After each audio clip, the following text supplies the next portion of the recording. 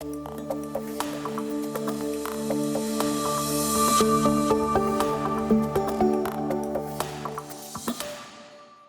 Peter, I think we've got an opportunity for one question each. Yeah, well, the one question I like to ask people to wrap up, John, is what would your quote mom, mom, dad, whatever, what would they be proudest of?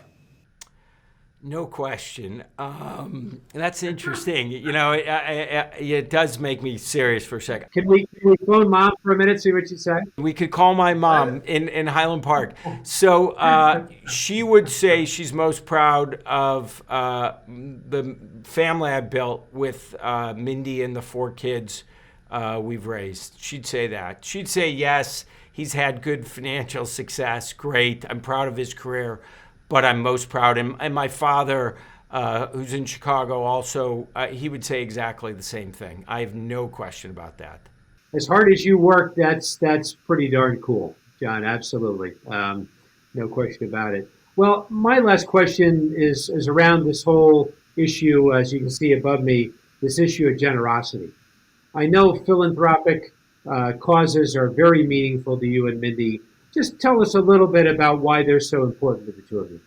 Well, if you start with this basic idea that you've been given this extraordinary good fortune, something I never envisioned, certainly Mindy never envisioned. She grew up in a pre-Civil War row house in Philadelphia.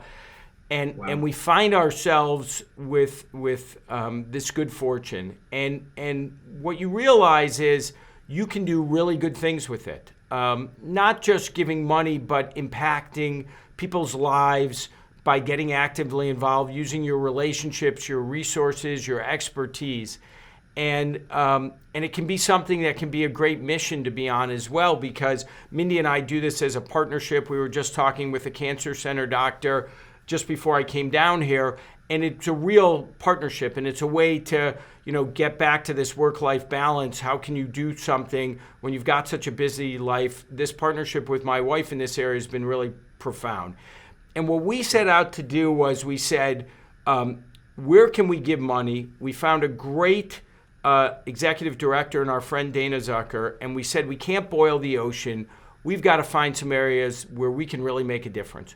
We focused on low-income kids in New York City in the first case because our children had every opportunity in the world, and there are kids who live a mile away who have a 6% chance of graduating from college. So how can we help them with education and healthcare and opportunity in a bunch of different ways across this city? So we spent a ton of time in that area.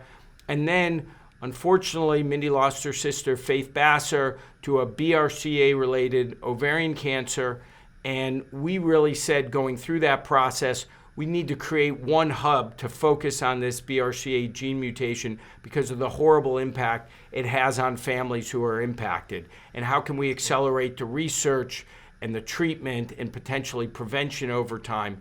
And so it's something we've spent enormous amount of time on as well. And so I think for us, we say we love this. We're able to have a positive impact. We like doing it together, and we recognize when the game's all over, nobody's going to write sort of, on the tombstone or wherever, right, generated a good IRR or bought this building well. The memory, what did you leave behind is you were given this great good fortune. What did you do with it to have a positive impact on the world? And what kind of children did you leave behind? And so I try to remind myself of that every day, even though I'm working very hard, as you point out.